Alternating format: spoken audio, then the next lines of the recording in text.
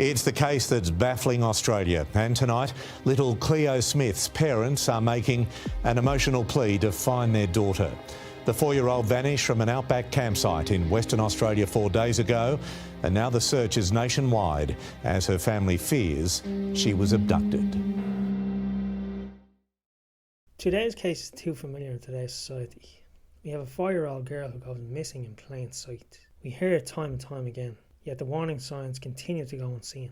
Cleo Smith goes missing right in front of her parents in the middle of the night on a camping trip and disappeared for over 2 weeks. Her loved ones thought the story would end in tears, and it did, but in tears of joy. My name is Sean, I post True Crime weekly. If you enjoy, please subscribe. Now enjoy this week's episode of Morning Crime Time. Today's case takes us down under to Australia. Cleo and her family lived in a town called Carnarvon, situated around 900 kilometres north of Perth. Cleo and her family, mother Ellie Smith, who worked at a beauty salon, and stepfather Jake Gidding. He worked for a mining company. And Cleo's half-sister Isla, who is Jake's daughter, arrived on the 15th of October 2021 at 6:30 p.m. to the blowhole campsite. This is located 80 kilometres north of Carnarvon. The family would come often to this campsite.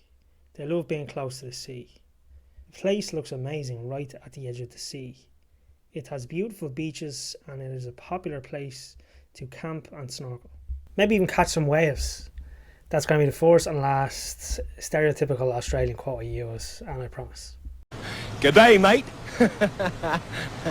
Let's put another shrimp on the barbie. They intended on spending the weekend there and arriving back home on a Sunday. This was to be a relaxing, fun-filled weekend with some quality family time spent with each other. Because they arrived late, they would pitch the tent around 8 p.m. Cleo and her baby sister Isla, both wearing matching pink pyjamas, would be put into bed. The tent they stayed in was big. It had 2 separate sides and a little island separating area in the middle. This would be usually where you would leave your shoes, for example. Cleo and her sister were on one side, while her mother and stepfather were on the other. Still all part of the one tent. On October the 16th at 1:30 a.m, Cleo woke her mom up looking for a drink. She was then put back to bed a few minutes later. At 6 a.m, Ellie, who was Cleo's mom, she wakes up to find Cleo and her sleeping bag are missing. Now this would be strange, put with the fact that the zipper on the tent, it was lifted up to a height that would be too high for Cleo to reach. She would be terrified, she would be so scared. The tent was completely open. It was about 30 centimetres from being open, and I turned around to Jake and I just said, like, Cleo's gone. Now panicking and searching the campgrounds, Ellie and Jake searched for about 20 minutes and Ellie then rang the police at 6:30 a.m. to report the disappearance. 2 police cars then arrived from Carnarvon at 7:10 a.m. and cornered off the campsite grounds. 2 detectives went to the family's house in Carnarvon at 8 a.m, searching the house for Cleo before they made their way to the blowhole campsite. By 9:30 a.m, there was a roadblock and the entrance and exit to the campsite was blocked off. There was a helicopter searching the area from above, while 9 state emergency service personnel arrived to search the ground. Later that day, homicide detectives and emergency operation unit experts arrived by plane from Perth to the campsite. The local officers assigned to the case had collected 50 cubic metres worth of trash from the campsite and close surrounding areas. They were to comb through this for any clues. State police, SES members, drone and aircraft all continued to search the land and sea, but nothing, no clues. Cleo had seemingly just disappeared into thin air. It has to be said, the arrival time for the police and the procedures put in place by the detectives, it was very professional and it must be applauded. In the next coming days, investigators questioned and searched every car in the campsite and people who were there at the time of Cleo's disappearance. Upon questioning, one camper said they heard the screeching of tyres in the middle of the night, while another was said to have seen a vehicle at the intersection of Blowholes Road turning south onto the northwest coastal highway in the direction of Carnarvon. Hours turned to days and days turned to weeks with no leads. The parents of Cleo were obviously worried sick, and at this point they just wanted their daughter at home, safe and sound. They must have thought the absolute worst at this point, and I know I would have. There was some speculation from the public when the news broke. Some people claiming the parents definitely had something to do with it, but investigators stated it looked like an opportunistic situation, hinting that an unplanned abduction took place at the campsite. On October 17th, Ellie posted to social media writing, "It's been over 24 hours since I last seen the sparkle in my little girl's eyes. Please help me find her. If you hear or see anything at all, please call the police." This led to Western Australia authorities offering $1 million Australian dollars for information leading to the missing girl's location or to the arrest and conviction of anyone involved in her disappearance. We're going to offer a $1 million reward to anyone who provides information that leads to us finding Cleo. So the police are very keen to offer this reward to hopefully allow for us to discover the location of Cleo as soon as possible. For example, this figure amounts to $730,000. But the investigation would then go cold for over 10 days with no leads. It was then on Tuesday, the 2nd of November, the investigators finally received a positive lead. It was through intense investigations, forensic evidence, and a mobile phone data. The very next day, which was the 3rd of November, the investigators were led to a house in Carnarvon, just minutes away from Cleo's family home. They broke down the door and they found Cleo Smith in one of the rooms alone. She was playing with dolls in a well-lit room.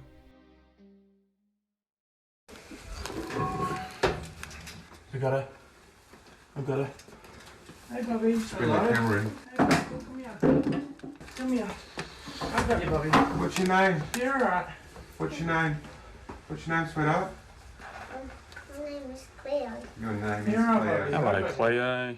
Cleo's return was met with widespread joy and relief around Australia and all over the world. It's an outcome police and criminologists say is incredibly rare. After almost 3 weeks, Cleo Smith alive and smiling. Her incredible rescue reaching news bulletins across the globe. She was pictured on a hospital bed smiling soon after she was found. She was said to be her happy and innocent self, which was amazing news. Before knocking down the door to the residence where they found Cleo, investigators arrested a man named Terrance Darrell Kelly. He was a 36-year-old native man. He was driving a car at 11:24 p.m. that night. There were said to be 2 women in the car with him when he was arrested. Dashcam footage from a taxi driver caught the arrest.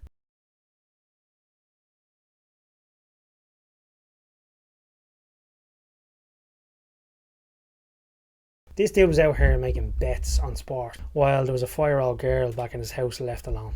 These 2 girls that were with him, they were not arrested, as the detective said he acted alone. Although it is said that there was another woman who would come to the house to comb Cleo's hair and bathe her and keep her fed. The evidence of this, they will eventually come to light as the weeks and maybe even months pass. Terrance Darrell Kelly, a 36-year-old man known as Terry, was described by neighbours as an oddball.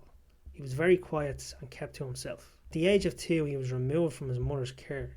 She was a drug addict and didn't want to look after Terence. A lady named Penny Walker took him in as one of her own and raised him in their home.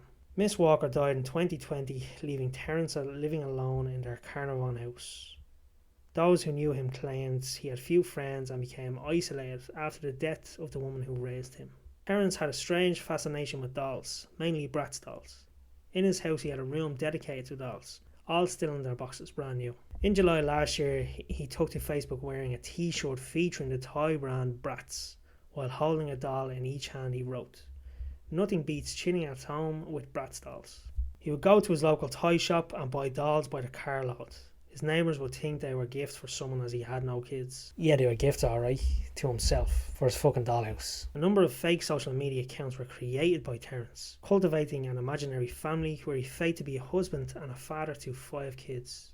One of the accounts followed Cleo's mother, Ellie Smith, in the days after the child's disappearance, when Ellie Smith begged for help in finding her daughter on the social media site. During the days after Cleo's disappearance, neighbours of Terence would say they heard a girl crying coming from his house, and they found this strange as Terence lived alone, and he was seen by another neighbour buying diapers in a grocery store when he had no kids. See, people don't expect this. They don't expect someone that they could see or that they know could commit a crime like this. Or it's not out of the ordinary for someone to be buying diapers at a store. So the last thing they're going to think is, oh, that's the kidnapper, he has Cleo. This case is still only very fresh, and I'm positive there'll be more on the background of Terence in the next coming days or weeks or even months. On the 4th of November, Terence was charged with forcibly taking a child under the age of 16 and charged with a further crime not yet released to the public. Yeah, as you say, it was a brief court appearance, unusual in some respects.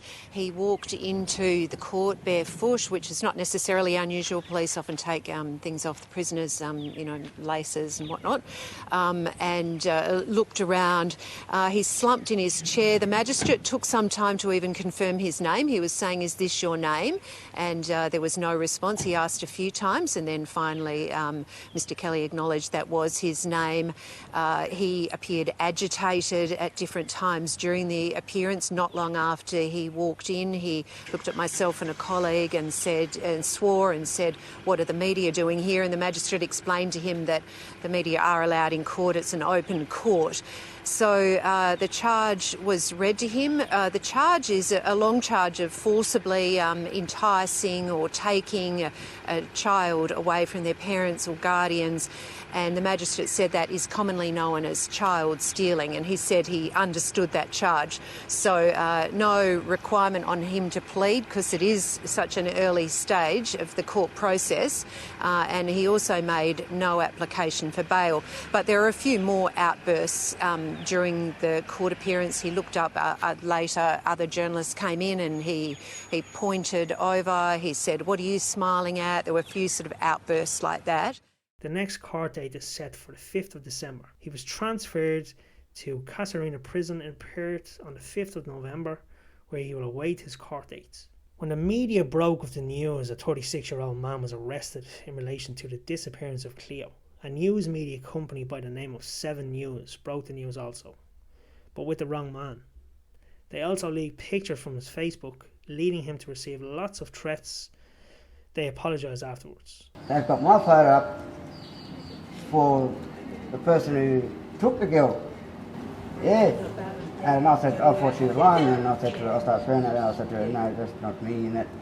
Well, then she turned around and told me that she was going to send me the screenshot. So once she sent me the screenshot, I got a bit upset and I seen it. I want just not to get an apology from them. I want them to do their job more seriously and professional, and I'm going to end up suing them anyways because it's not the right thing for them to do. Oh, that man's going to get a nice payday from 7 News. So far, that's all we know with this case. I'll be giving updates on my Instagram page regarding this one. Go follow me over there. This story, unlike many, ended with a happy ending for Cleo and her family, thankfully. I hope you enjoyed the video. If you have, please drop a like. And if you haven't already subscribed, please consider subscribing. If you have any cases you'd like me to cover, just please leave it in the comment section of this video, or else go over to my Instagram page and send me a DM with a suggestion. Thank you, and until the next video, I'll see you later.